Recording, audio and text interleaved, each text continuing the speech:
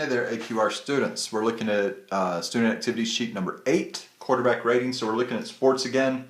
Yesterday we looked at slugging average. Today in baseball. Today we're looking at quarterback ratings in the NFL. So the NFL, National Football League, rates quarterbacks for statistical purposes against a fixed performance standard based on the statistical achievements of all qualified pro passers since 1960. The system allows passing performances to be compared from one season to the next. The following categories are used to compute the quarterback rating. Percent of completions per attempt, COMP here, percent of touchdown passes per attempt, percent TD, percent of interceptions per attempt, percent INT, and average yards gained per attempt, YD. Notice that these first three are percents and they're all per attempt, per attempted pass. All right? The following is a formula for compiling the quarterback rating, QR. So QR equals 25 plus 10 times percent completion plus 40 times percent TD minus 50 times percent INT plus 50 times yards, all divided by 12. And then this formula is subject to a few conditions, which we'll talk about later. All right, so for the first two games of the 2008 season, Dallas Cowboys quarterback Tony Romo completed 45 passes in 62 attempts for a total of 632 yards with 4 touchdowns and 2 interceptions. Verify that Romo's quarterback rating for those games is approximately 113 and round each value to the nearest tenth. All right, so we're going to use the calculator here quite a bit. So percent of completions per attempt. He had 45 completions in 62 attempts. So we're going to do 45 divided by 62. 45 divided by 62. That gives me 0.72580. And then I'm going to round that. I'm going to move my decimal. So this is 0.7258. I'm going to move my decimal point 2 times to the right to make it into a percent. And I'm going to round to 1 decimal after that. So 72.6% here. All right, percent of touchdown passes per attempt. He had 4 touchdown passes, still have 62 attempts. So 4 divided by 62. If I do 4 divided by 62, I get 0.0645. And so this is going to round to 6.4%. Excuse me, 6.5%, because that 5 over there is going to round that up. Percent of interceptions, 2 interceptions, so 2 divided by 62. 2 divided by 62 is 0.0322, 0.0322, which will be 3.2%. And then average yards gained per attempt. All right, so he had, how many yards here? 632 yards total in 62 attempts. And this one, we're not going to move the decimal. This is 10.19.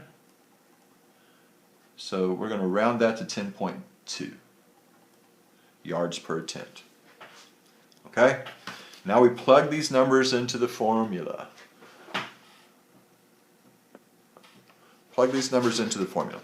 So, quarterback rating equals 25 plus 10 times my percent completion, 72.6, plus 40 times percent TDs, 6.5, minus 50 times percent INTs, 3.2, plus 50 times my yards per attempt, 10.2, and then all of that divided by 12. I think the easiest way to do this is to get your total number on top. So I'm going to put that in my calculator, 25 plus 10 times 72.6 plus 40 times 6.5 minus 50 times 3.2 plus 50 times 10.2. And I got 1361.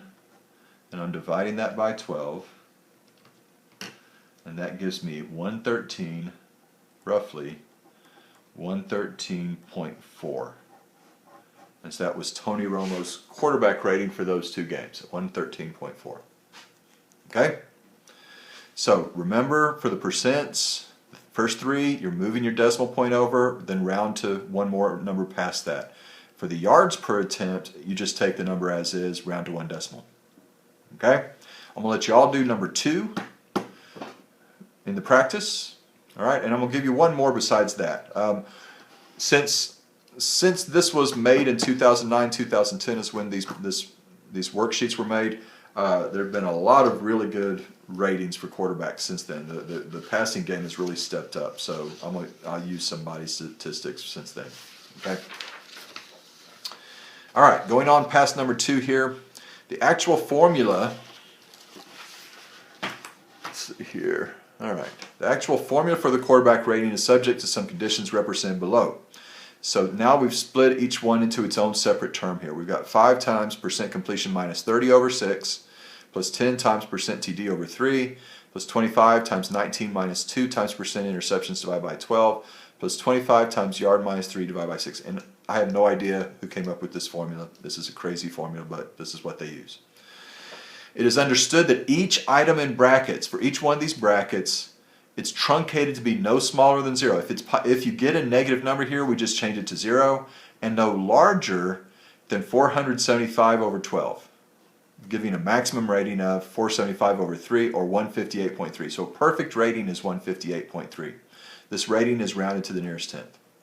So these truncated values mean there is a minimum and maximum value for each component of the rating. For example, if we took this second term here, 10 times percent TD over 3, and we say that's less than 475 over 12, which it says up here no larger than 475 over 12, then to get rid of the 10/3 here, I'm going to multiply both sides by 3/10.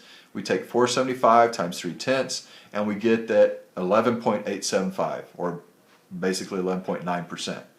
If the quarterback ever throws better than 11.9%, in other words, about every 8 times he throws the ball, he makes a touchdown. If he ever does better than that, then they're going to truncate it. They're going to knock it back down to 11.875%. Okay? So, I'm going to do number 3 and 4 here with you, and then I'm going to let you do number 5 for the practice. So pay attention to how we do this. Show that the percent completion is between 30% and 77.5%. Can't be less than 30, it can't be more than 77.5. All right, so I'm going to take this first term here, the percent completion term, 5 times percent completion minus 30, all divided by 6. I know this has to be greater than or equal to 0. It has to be less than or equal to 475 over 12. So the first step is I want to get rid of this 5, 6 here. So I'm going to multiply times 6 over 5 times, and I'm going to do it all 3 times, times the 0, and then times the 475 over 12 over here.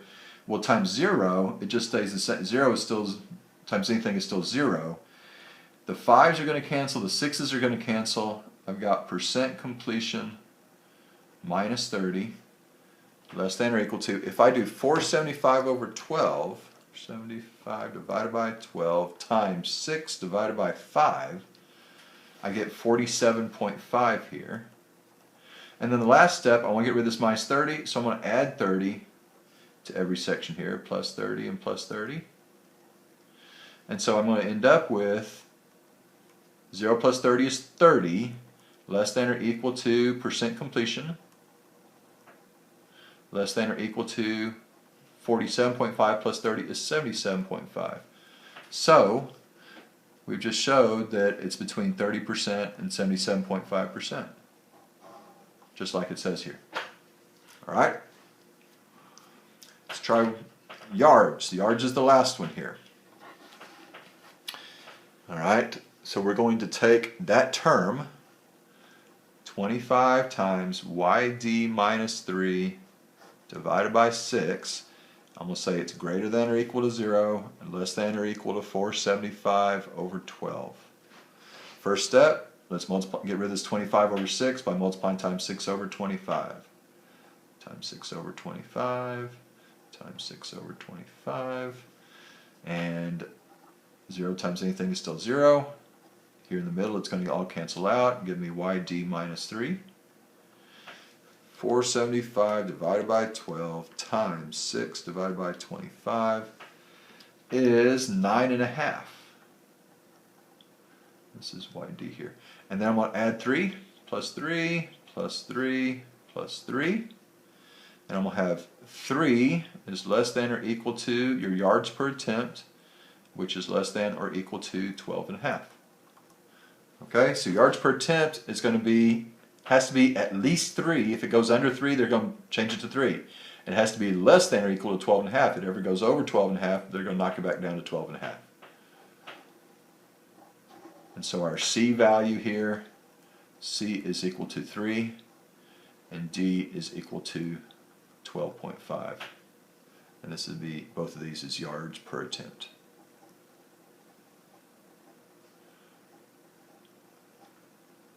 All right, like I said, I'm going to let y'all do number 5, figure out what E is on number 5 here on the practice.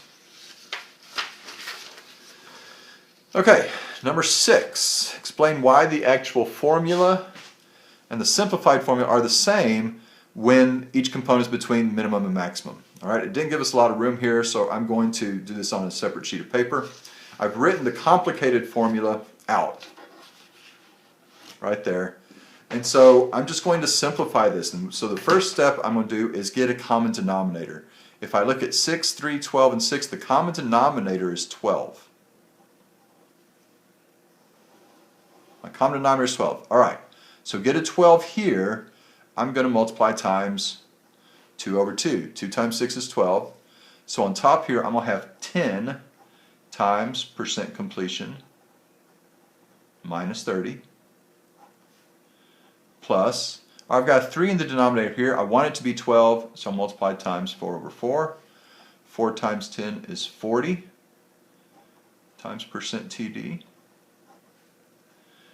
I don't have to do anything to this because my common denominator is already there of 12. 25 times 19 minus 2 times percent INT.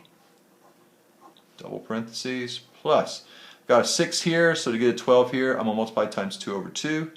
2 times 25 is 50, yd minus 3.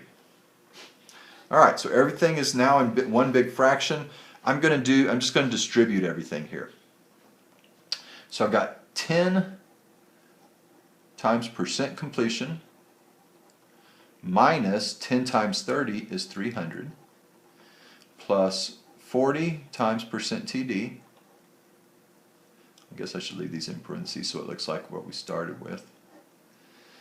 Plus, if I do 25 times 19, 25 times 19, I'm getting 475 minus 25 times 2 is 50 times percent INT plus 50 times YD minus 50 times 3 is 150. Okay? Alright, so now I'm going to gather like terms. And so our formula on the front page started with just a number without anything else. So I've got, let's start with these constants. I've got a minus 300, negative 300, plus 475, minus 150. And that gives me 25. All this I forgot. This is all over 12 still, remember. Alright, so now I've got 25. And then I have plus 10 times percent completed plus 40 times percent TD minus 50 times percent INT plus 50 times yards per attempt. And then remember our common denominator is 12, and we are left with the simple form, the simpler, I should say simpler is not a simple formula, but the simpler formula from the front page. And so those two are equivalent. The more complicated thing we started with here, and then the simpler formula are going to be equivalent, as long as these are within their boundaries. Number 7 is asking about an index. An index is a numerical scale. Characteristics of an index: to compare variables with one another, a reference number, to give information about general trends, and to help make comparisons and judgments. Often calculated as a weighted sum of various factors resulting in a single summary number. How can the quarterback rating system be thought of as an index? So that's also going to be a question in your practice for you to chew on and give me some response to. So you're going to have numbers 2, number 5, and number 7 in the practice, along with one more example of how you find the quarterback rating. Okay? Hope y'all are doing well. I hope everybody is safe and healthy, and I will talk to y'all later. Bye-bye.